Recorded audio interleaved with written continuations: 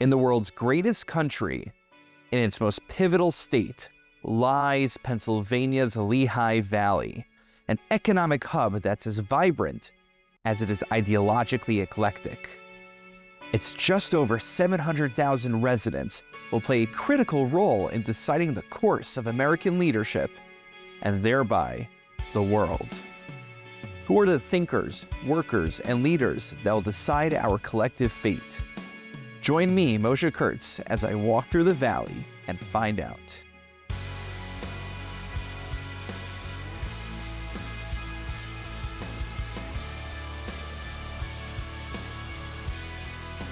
Thank you, my friends, for joining me today as I walk through the valley with Mrs. Brooke Griffiths, the Executive Director of Blue Zones Project Allentown. Welcome on the show, Brooke. Thank you for having me today. Yeah, and I think people who live in the Lehigh Valley, especially in the Allentown area, may have heard about the Blue Zones, but just in case, before we jump into all the important work you're doing, can you give our listeners a bit of an overview about your organization? Of course. So the Blue Zone Project is a 5-year community-led transformation initiative where we are focused in the spaces where people live and work and play and go to school to try to shape things around people so that making healthier choices is easier for them to do through semi-permanent and permanent changes. Okay, so I know that eating fruits and vegetables are generally considered to be a good thing, though at time of recording, apparently there are parasites in some lettuce I'm told about, so I'm not really sure if I should be eating lettuce these days. Maybe it's a good thing we're sitting down. You could tell me whether I'm actually making the right choices, but I think there's probably a little bit more to the Blue Zones than just simply eating healthy. It's a little bit more holistic, and it actually began in a different country, if I'm not mistaken. So can you take us a step back? Of course. So our founder and CEO, Dan Buettner, teamed up with National Geographic about 25 years ago now, and they assembled a team of researchers and set out around the world to try to see where people were living the longest, the healthiest, and the happiest without intentionally trying to do that. And what that very extensive body of research came out with was 5 original blue zones, if you will, in Italy, Japan, Costa Rica, Greece, and Loma Linda, California, actually, a Seventh-day Adventist community in California. That's a very interesting spread. Yes. So you may be saying, okay, well, what did those 5 communities have in common? Right. I was going to say with Italy, maybe the pasta, but considering the other areas, I don't think focus on that. And also probably having too many carbs, I'm told, is not good for me. There must be a different factor at play. Yes. So what that research came out with that the commonalities amongst these communities and these cultures were 9 different variables, which in the Blue Zone lingo, we call the Power 9.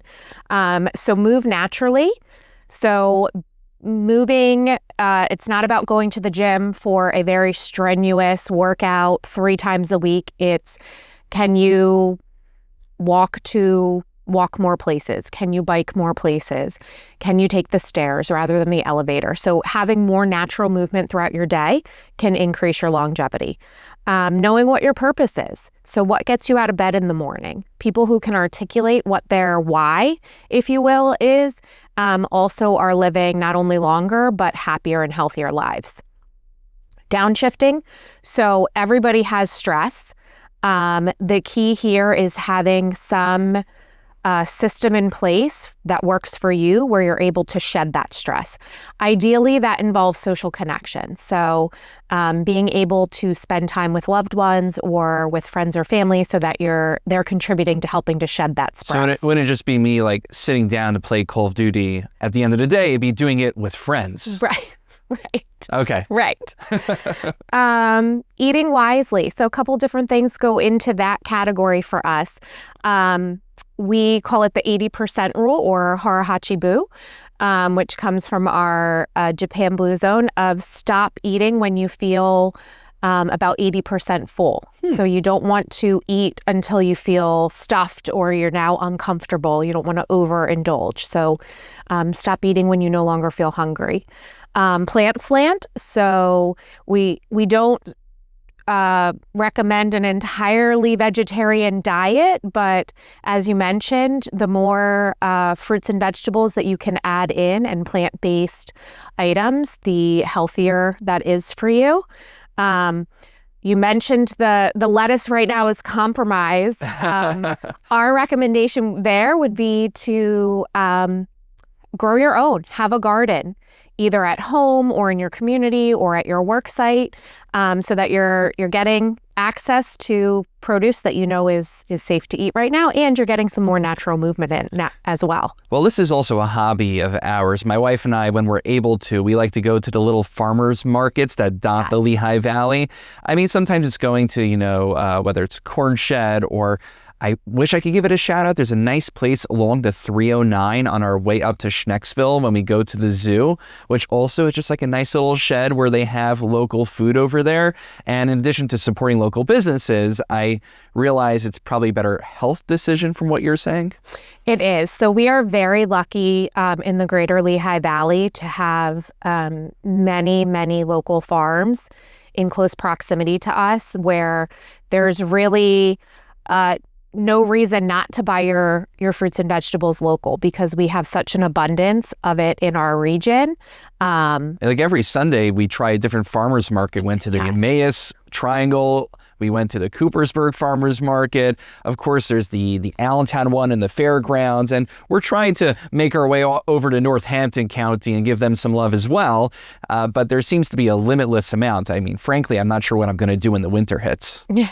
Well, you'll still be able to get some crops from our local farms. Some of them are able to grow year-round now. They've made that investment, or there are winter crops that they still grow. So, yes, that's definitely, as much as you can support local from our local farms. We love to partner with our farmers in some of the food system policy work that we do in the project. That's good news. Good news. I don't have to go completely into hibernation then. Yes. So, but anyway, I interjected. We're still in the middle of the Power 9. We're still in the middle of the Power 9. So wine at 5, moderate consumption of wine paired with social connection or over a meal. If you do not consume alcohol, we have an alternative of Friends at 5. What about scotch? The research was very specific to wine. But okay. It's interesting, and obviously in ancient religions, in the Jewish faith, I'm sure, in the Christian faith and others, wine has certain significance. Yes. There's also a lot of regulations in terms of kosher dietary laws about what's kosher wine and not. And because scotch didn't seem to really exist or wasn't used religiously back in the day in the Middle Eastern region, so actually it is more accessible. So, but I just enjoy a good Lagavulin. So I'm not sure if it fits into the Power 9, though. We'll have to find out about that. We'll have to look. Yes, we can dive deeper. Belonging. So belonging to a faith-based community, regardless of denomination, but having a belief system that you share with other people extends your life by about 14 years. I get behind that one. Yep.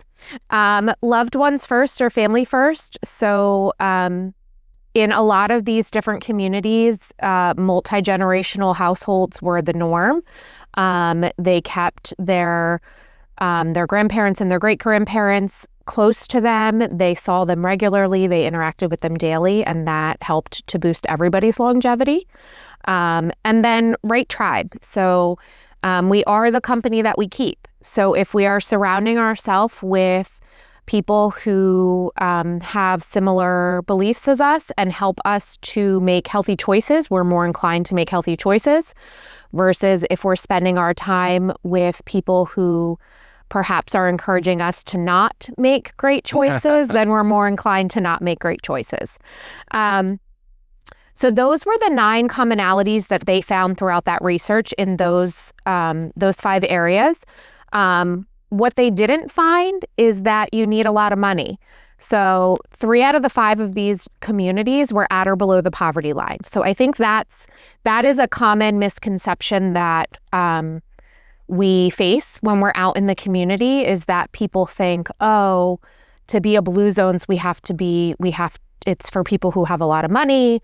It's not for, lower income communities or everyday sort of blue collar working people. So yeah, you actually led into my next question, which is oftentimes one of the things that we lament in society today, or at least in America, is that fast food seems to be less expensive than healthy eating. It costs more to get good, healthy, fresh produce at the store than it does for me to go to a fast food joint and eat unhealthy fried food. So it seems that people are not just at an economic disadvantage, or at a health disadvantage. So how is Blue Zones addressing that challenge?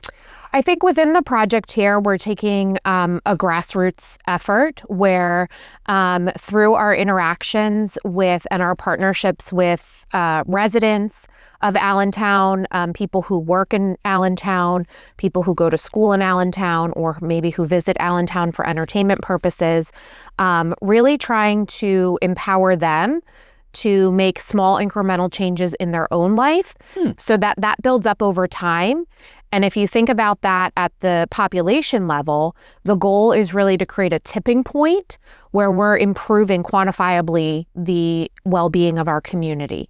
I like that word, quantifiably. So just give our listeners an understanding, right? We have a bit of an abstract appreciation for what Blue Zones is looking to accomplish.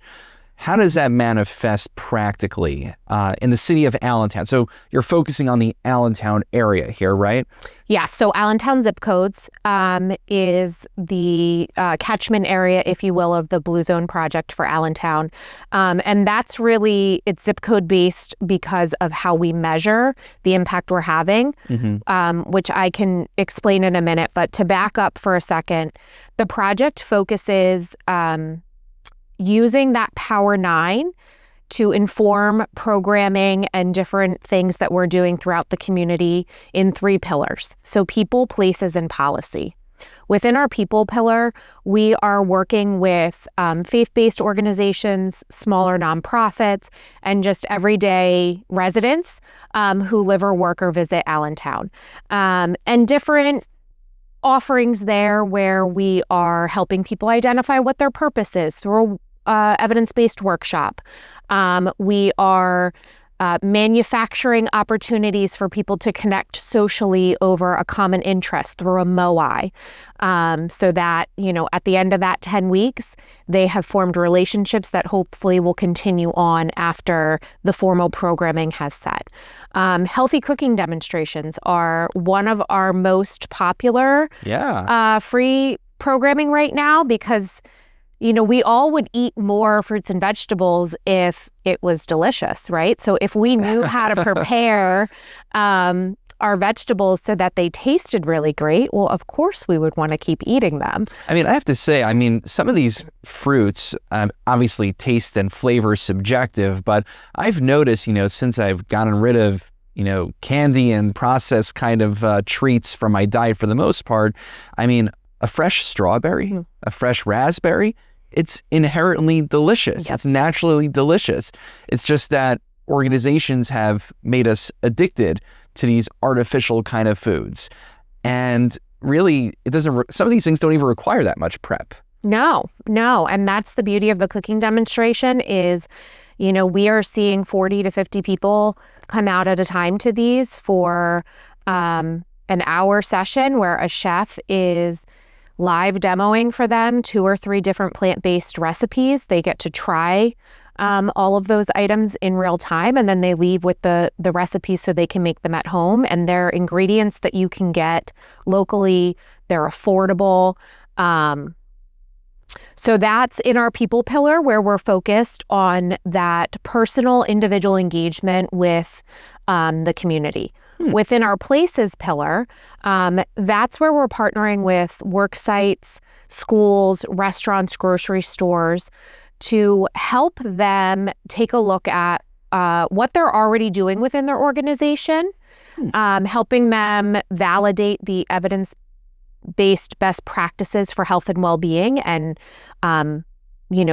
credentialing them for the good work they're already doing, but then also helping them identify where might they be interested in doing a little more? And if they had some additional manpower or resources, which our team can provide, would they be able to implement even more best practices for health and well-being? Right. Now, I am a little bit biased over here geographically. I live on the west end of Allentown, so I frequent Jay's Local, which I saw got Blue Zone certification.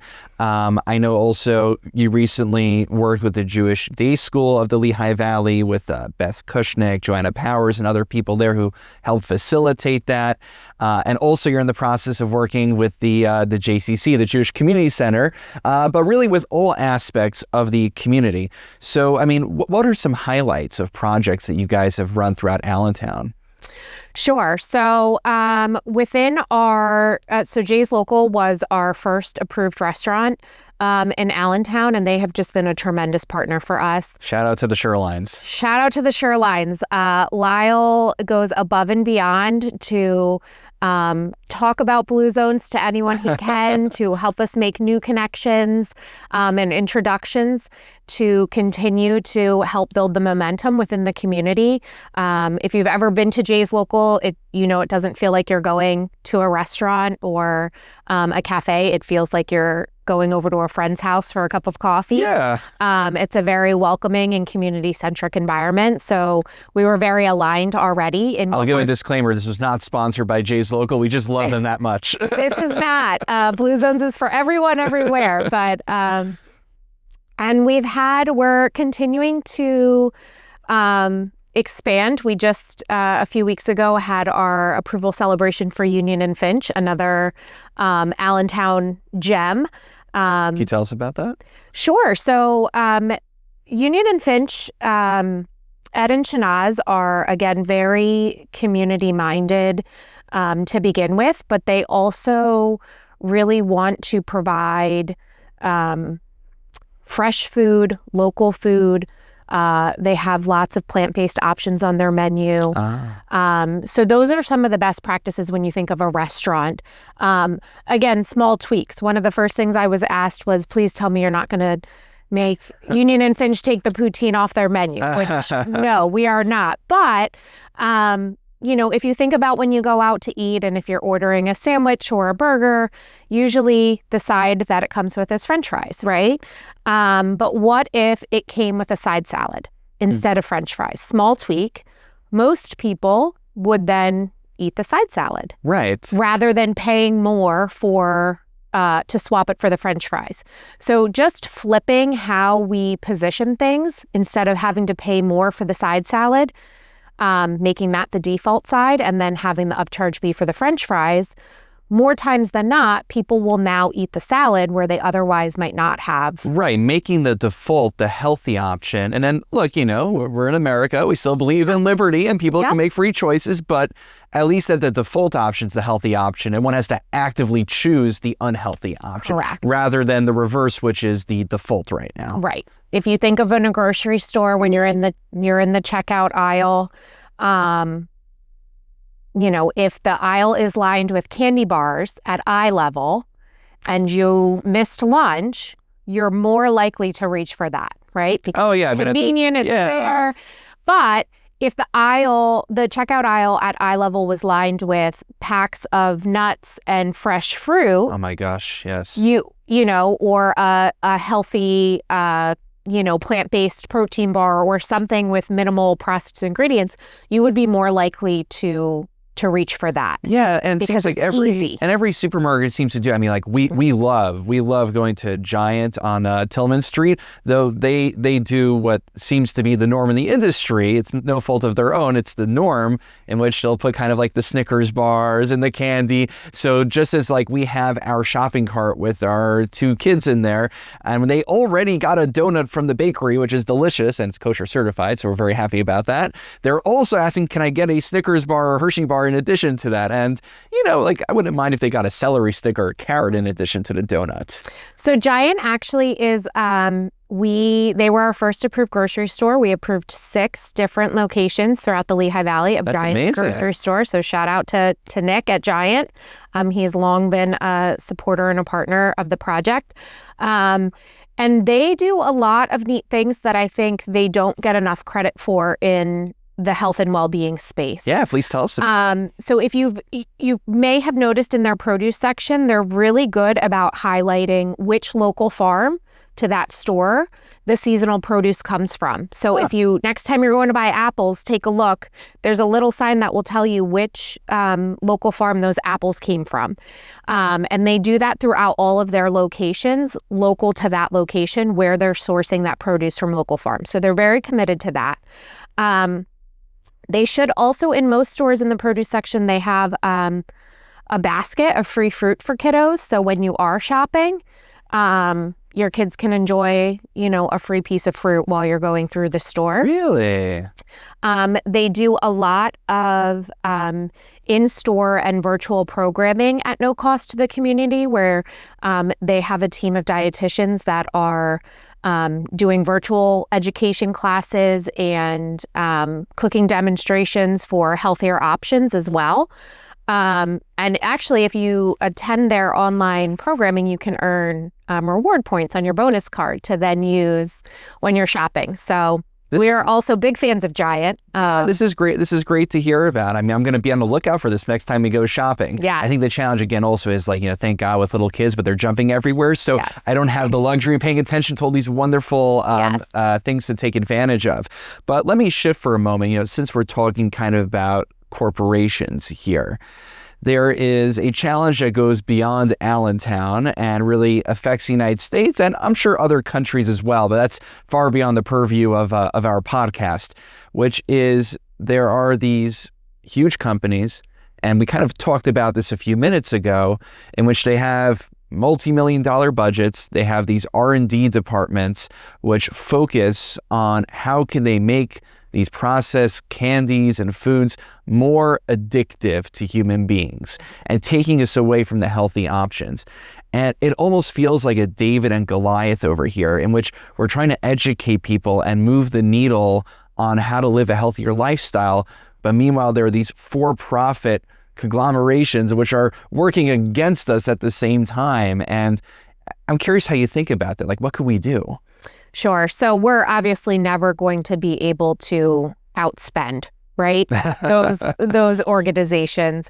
But what we can do is bring it back to our community, and one person at a time, one organization at a time, start to infuse small incremental changes in all different avenues of their life. So if they're seeing consistent messaging when they go to the grocery store, when they go out to their local restaurant or coffee shop, at the break room at their employer, their children are getting the same messaging in school, when they're attending community events, they're being exposed to it.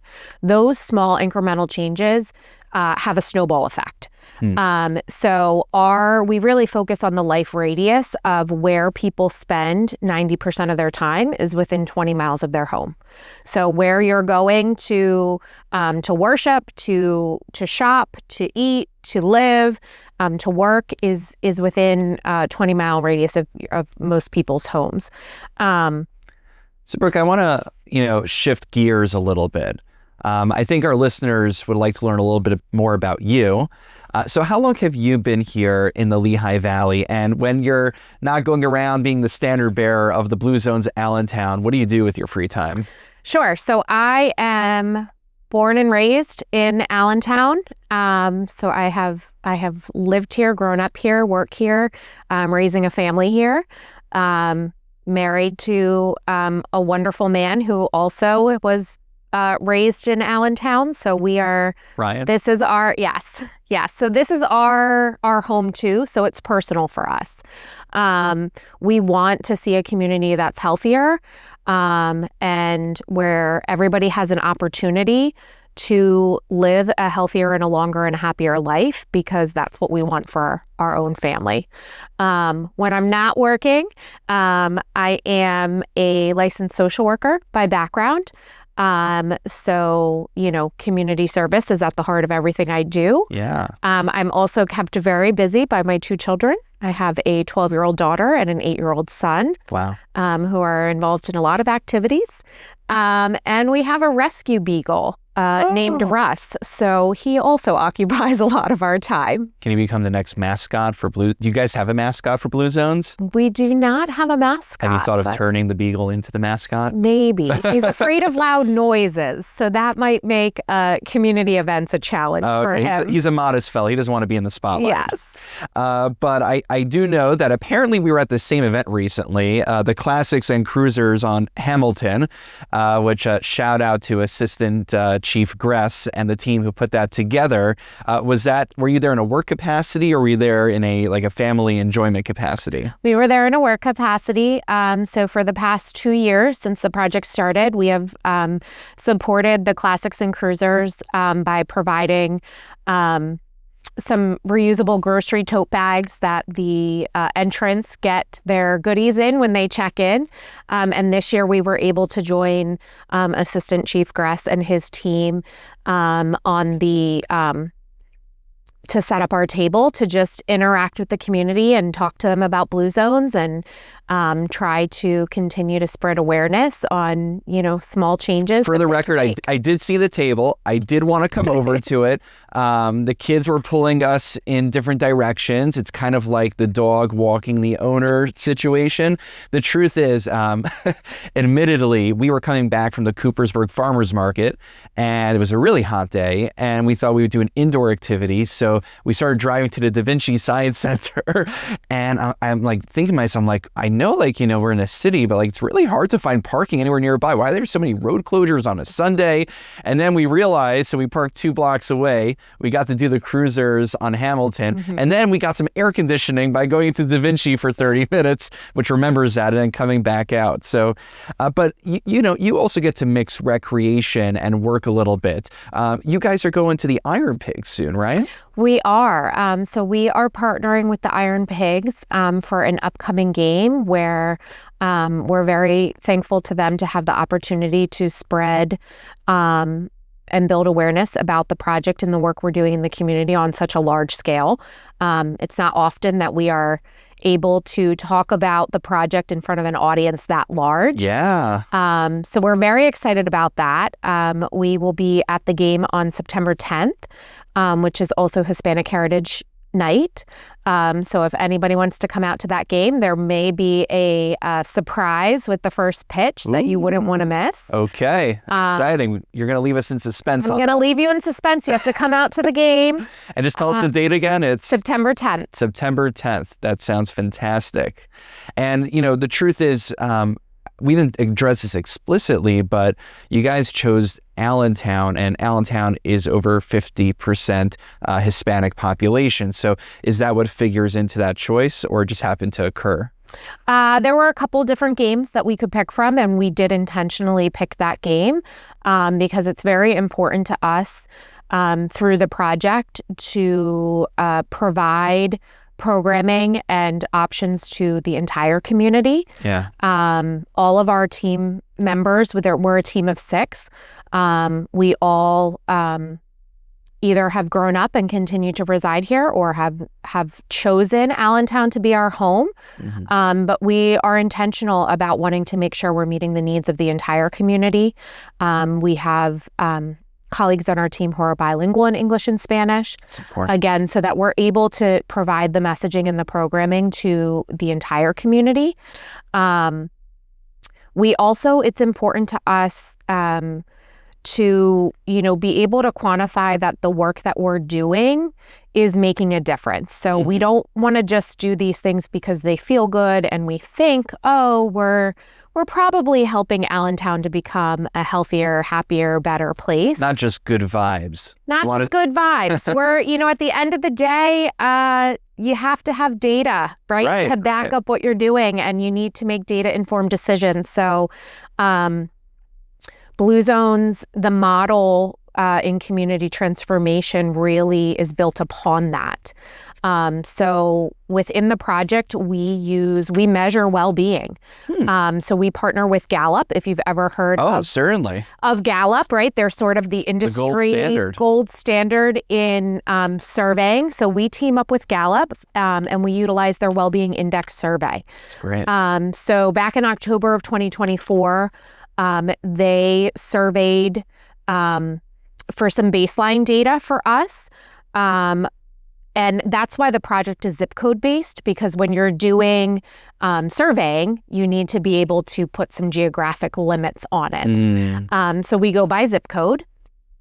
And then we will remeasure midway through the 5-year project, and then again at the end of the project to see, are we having an impact, a positive impact in the way that we are hoping to. So where are we in the 5-year project? So we are... August 2026. For listeners who might be catching up a few months or a year later. We are a year and a half in to the 5 years. So we still have, and we've made tremendous progress in that year and a half. We have, engaged with over 20,000 unique people in one of our Blue Zone offerings so far. So the team is making a lot of progress, but there's a lot of work to do. Our well-being data told us that through the baseline. Allentown, we're lagging in all well-being elements than the national averages. So we take a look at overall well-being. We take a look at career, social, financial, physical, and community well-being. Perhaps the most daunting for me that came out of our baseline survey was that financial well-being in Allentown is among the lowest ever measured nationwide in the history of Gallup surveying. Wow. So, and that was predominantly tied to food insecurity. So we know that people are struggling to access healthy food, to afford healthy food, and then to prepare it, right? If we can solve how do we get it to you, how can we make it affordable, but then what do you do with it so that it tastes good and you want to keep eating it, which is where some of those community offerings come in. Right, because that's, I don't want to be skeptical, but the Power 9 and all of these initiatives, they seem to be helpful, but perhaps they presume that someone has a place to live, someone is actually able to afford food and be able to make those decisions in the first place. So is there an assumption like there's like a baseline amount of financial stability to enable tapping into it? No, it's just, I think there are different programming and approaches we can take using this data. So something else that came out of that baseline data was that smoking rates are higher than the national average. In Allentown. So we spent over a year partnering with the City of Allentown and City Council, and earlier this summer, together they announced a update to the Parks Ordinance, where you now are prohibited from smoking or vaping at playgrounds, courts, fields, and different recreational locations throughout all of the city. That's an amazing win. And that is a concrete accomplishment on a legislative level. Yep. So kudos to you and to the team for pulling that off. So those are the types of things within that policy pillar where it's, how are we reinforcing and using the data that we have and the evidence that we have to make changes to the environment so that, again, people are nudged towards making healthier choices. You might, if you're a smoker or vapor, now you're going to, maybe take pause and say, hey, I'm not going to do this next to this playground or next to this Or at very least, you help the children and the families who are going to the playground. So it's certainly automatically benefiting people. Something that I really, what I'm learning today is that the Blue Zones addresses a community on a holistic level. All these different kinds of initiatives, even on the policy level as well, it is remarkable. So I'm going to ask you one final question, which is, if a listener has made it to the end of the interview, presumably they are very interested in the Blue Zones project in Allentown.